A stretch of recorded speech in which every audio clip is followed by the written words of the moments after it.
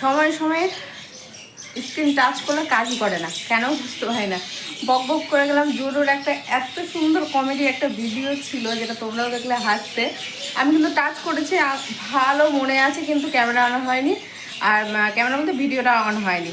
তারপরে দেখছি কী ব্যাপার, ওখানে তোমার নাম্বারটা দেখাচ্ছে, সেকেন্ড মিনিট দেখে না টাইমটা, ওই টাইমটা আমি কীভাবে দেখাচ্ছে না না কেমন লাগে বলো তো।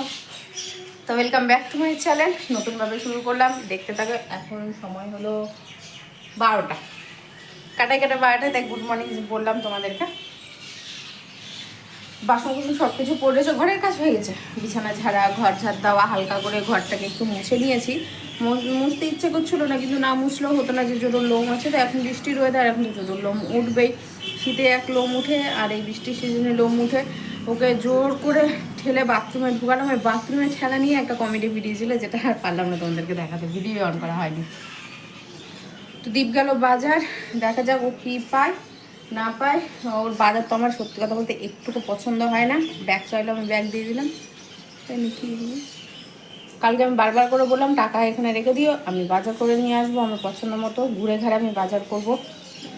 কারণ সব রকম বাজার আমি নিয়ে আসি, আমি চলে যাই। আর ও বাজার এমনভাবে নিয়ে আসবে, দুদিনের বাজার শেষ হয়ে যাবে। আর টাকাও চলে যায়, বাজার করতে জানে না তো। যদি বলে 40 টাকা, তো 40 টাকাতেই নিয়ে আসবে। ও থাম, ছোটোকে আগে বার করি, ও বাথরুমে আছে। ঘুষু করতে বললাম না, ঠেলে ঘুষু করতে ঢুকেছি। আমি গেটটা খুলবো, পাটা কে ধুবে? পাটা দেখো দেখো দেখো দেখো দেখো দেখো দেখো দেখো দেখো দেখো দেখো দেখো দেখো। ই রাম, ছি ছি ছি ছি ছি ছি। আজকে সকাল থেকে খুবই বদমাশি করছে, খুবই বদমাশি করছে আজকে সকাল থেকে। আমি জল দিচ্ছি, জল খাচ্ছ, খুবই দুষ্টুমু করছো কিন্তু আজকে সকাল থেকে তুমি। সেই ঠিক আছে, ওটা অসুবিধা নেই, কিন্তু কথা শুনছো না তুমি সকাল থেকে। দিনটা শুরু করলাম, দেখতে থাকো, ভালো লাগবে। এটা বলবো না যে হ্যাঁ আগেই তুমি আমার পাশে থেকো, আগে পুরো ভিডিওটা দেখো। যদি ভালো লাগে অবশ্যই সাবস্ক্রাইব, লাইক, শেয়ার, বুঝতে পারলে তখন করো। এই গ্যাসটা তো জানোই ব্যারামি আছে, আর দুধটা গরম বসায়নি, ঠান্ডাটা একবারে কেটেই যাক। আর তার মধ্যে সত্যি কথা বলতে ভুলেও গেছিলাম, ঠান্ডা কাটাবার জন্য নয়, ভুলেই গেছিলাম আমি দুধটা গরম। তো দুধ গরম হয়ে যাবে, সাবান নিয়ে আসতে বললাম। সাবান নিয়ে আসলে বাসনগুলোর অবস্থা দেখেছো, তোমার সার্ফে তেল চিটাটা সরে যায়, কিন্তু না বাসন ঠিক করে পরিষ্কার হয় না। বাসনের যে একটা চমকটা থাকে না, সেই চমকটা আসে না, এই এক সমস্যা। আর দেখো পণ্ডিত চলো ঘষাঘষি করছে, আচ্ছা করছিল, কীভাবে উল্টাচ্ছিল ঘষাঘষি করে দাও, দেখি দাও তোদেরকে, গন্ধ শুনছে। আজকের ওয়েদারটা একটু গরম গরমই রয়েছে, ঠান্ডা নেই আজকের ওয়েদারটা। রোদ আসছে যাচ্ছে, বাতাস একটুকু নেই, একটু গুমুট পড়া গরম রয়েছে, আমি বাকি সব কিছু ঠিকঠাকই আছে। ঠিক আছে, এখন তাহলে রাখি। আর কালকে যে সন্ধ্যাবেলা মুড়ি নিয়ে এসেছিলাম, দেশি মুড়ি তো পেলাম না, ভারী মুড়িটা বললো লম্বা একটা মুড়ি আছে, ভালো মুড়িটা নিয়ে, তাও লম্বা মুড়িটা নিয়ে এসেছি, ভালো খেতে বেশ। জোরোকে তো কিছু খাওয়াতে হবে, কি খাওয়াবো, শুধু পাউরুটি ছিল, পাউরুটিটাকে ভালো করে একদম গরম করেছি, লাল করা করে ভেজে নিয়েছিলাম। তারপরে একটা ডিম দিয়ে জাস্ট এই পাট ও পাট করে দিলাম, হালকা তেল ঘুরিয়ে। কিন্তু এখন তেলও দেখতে পাবে না, কারণ তেল দিনই ও খাবে তো, তার জন্যে। তো ওটা এখন ওকে খাইয়ে দিই, দিয়ে বাজারে দেখে কি নিয়ে আসবে। ফোন করেছিল, বলছে যে 500 টাকা কিলো কাতল মাছ। তা আমি শুনে একটু অবাক হয়ে গেলাম, কারণ যে কেটে রাখা আছে, বলছে হ্যাঁ কেটে রাখা আছে 500 টাকা কিলো। আর যে কেটে রাখা আছে, আমি 1 কিলো 500 টাকায় কেন নিতে যাবো এই মাছ? তার থেকে ভালো না আমার গোটা কাতল মাছ চলে আসছে 250 টাকা দিয়ে, 250 টাকা কিলো বলছে। যদি 2 কিলো হয় তো 500 টাকা দিয়ে আমার বড় একটা মাছ আসছে, আমার মাংস খাওয়া হয়ে যাবে, খাসির মাংস ওই টাকা দিয়ে, তাও তৃপ্তি পাবো। ওই 1 কিলো মাংস 500 টাকা, মাংস বলছি মাছ 500 টাকা দিয়ে নিয়ে আসবো। দিয়ে বললাম সবজি কিনেছি বলে সব কিছুই নেওয়া হয়েছে, তার আমি তাহলে এক কাজ করো, মাথা যদি পাও বড় থেকে একটা মাথা নিয়ে নাও, আর যদি মাছের তেল পাও তাহলে মাছের তেল নাও, তাহলে একটা মিশানো সবজি হয়ে যাবে। আর যদি মনে করো যে না এগুলো কিছুই খাওয়া, চিংড়ি মাছ নাও, তো বলছে চিংড়ি মাছ ভালো নেই। আমি যেহেতু এর একবার পচা পচা মাছ নিয়ে এসেছিলো, যে চিংড়ি মাছ ভালো দেখতে পাচ্ছি না, আমি তাহলে ছেড়ে দেবো না, বেলা হয়ে গেছে অনেকটাই। বললাম যদি মাংস খাওয়া তাহলে মাংস নিই না, এখন দেখা যাক কে নিয়ে আসে। কী আছে, মাছ না মাংস?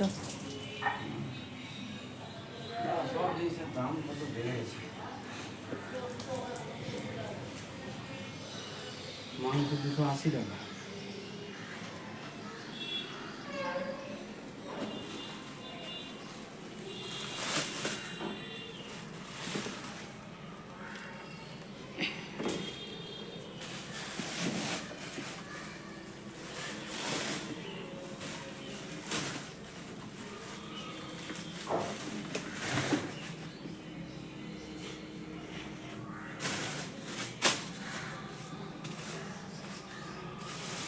কুমড়ো কত নিল?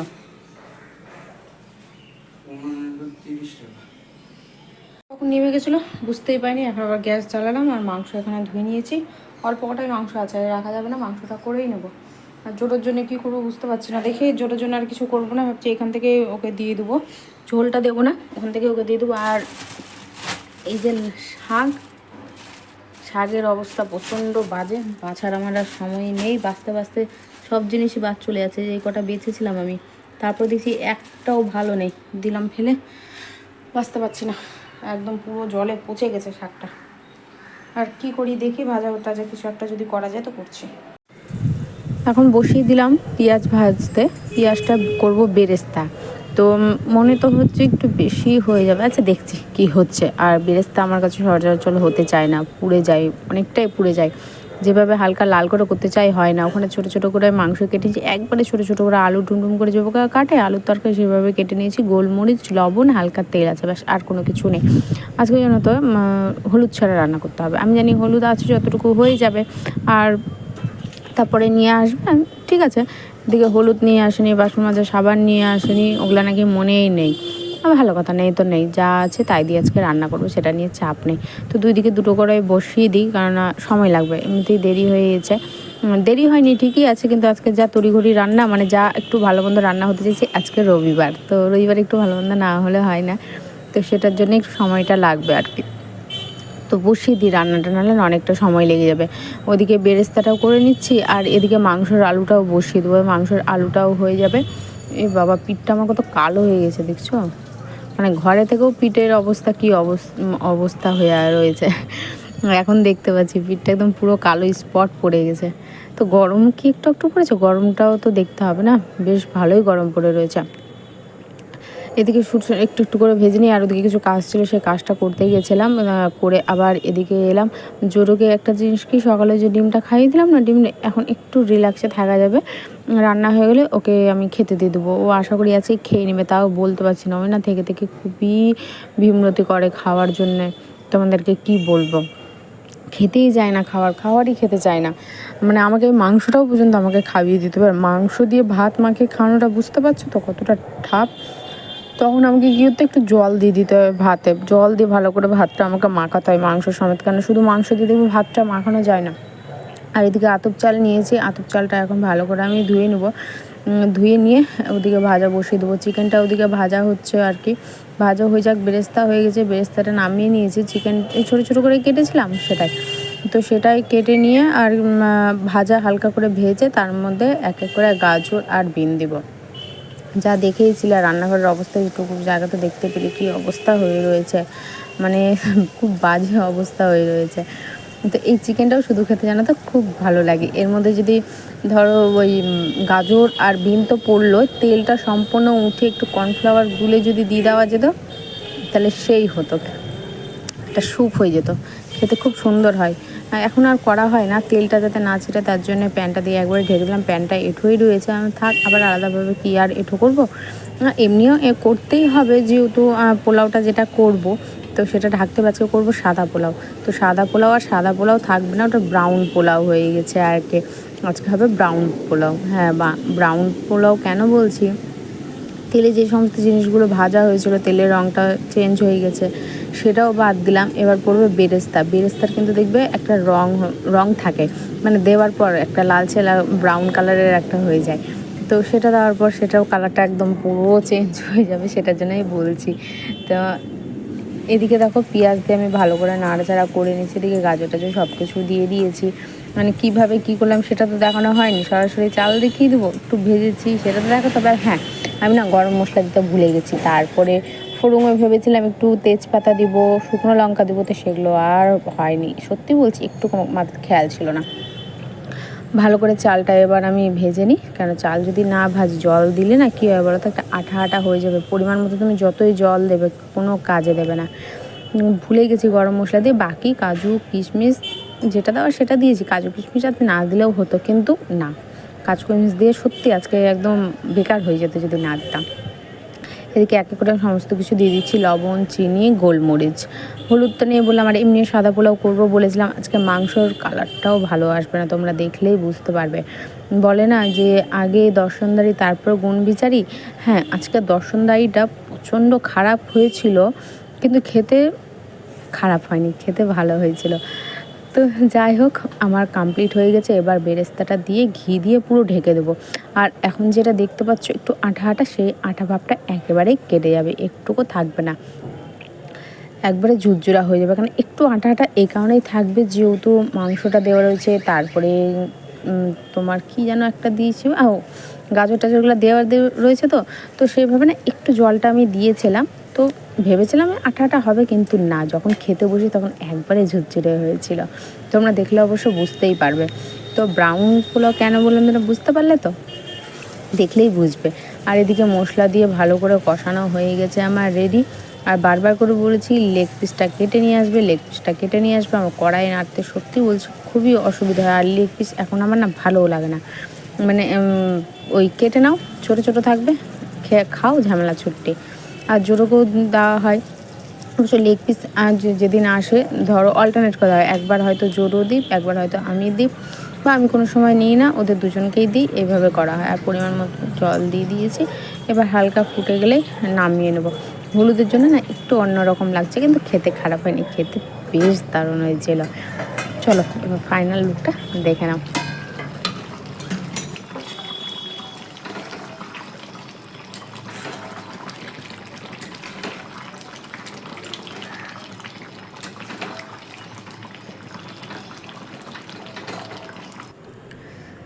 চলো খাওয়ার ফুল ফাইনাল লুকটা দেখে দিই, তোমরাও বলবে এ বাবা, এ আবার রান্নার ছিরি। পর থেকে কিন্তু রসুন দেওয়া হয়েছিল, আগে কিন্তু একেবারেই ভুলে গেছিলাম। মানে ভাজতেও হতো, ভাজা হয়নি, মাংস যখন দিই তখন রসুন দিয়ে দিয়েছিলাম। এই আবার রান্নার ছিরি, দেখো বললাম না পোলাওটা একদম পুরো ঝুরঝুরে হয়ে যাবে, ঝুরঝুরে হয়ে গেছে। চালটা কম হয়ে গেছে, চালটা আরেকটু লাগতো, তাহলে জিনিসটা ভালো লাগতো। মানে সব সমান সমান হয়ে গেছে, একটু কম বেশি কোনো একটা হলে ঠিক ছিল। আর ওদিকে পটল, হলুদ ছাড়া পটল ভাজবো, দেখি আজকে খেয়ে কেমন হয়। ভালোই হবে, খারাপ আর হবে না, কেমন হবে, আমাদের একটা অভ্যেস হয়ে গেছে, হলুদ ছাড়া চলে না। এখন ভেজে নেবো, আর হলুদ ছাড়া পটল ভাজতে হবে, হলুদ নেই।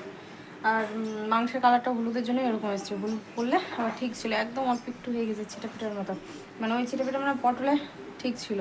কে জানে একবারেই নেই, আমি জানি হয়ে যাবে। আর অত মনেও ছিল না, সত্যি কথা মনেও ছিল না। ওই যে পটলটা ওখানে রাখা আছে, পটলটা এখন ভেজে নিই গরম গরম। ইচ্ছে করে ভাজলাম যে গরম গরম খাবো, কারণ ঠান্ডা হয়ে গেলে না পটল ভাজা একটু নরম চিমড়ে হয়ে যায়, ভালো হয়। সেই সময় অসময় এক এক সময় ঠিক আছে, কিন্তু তখন সময় থাকবেই, আছেই যখন, তো গরম গরম ভাজতে কী আছে, কোনো তো অসুবিধা নেই।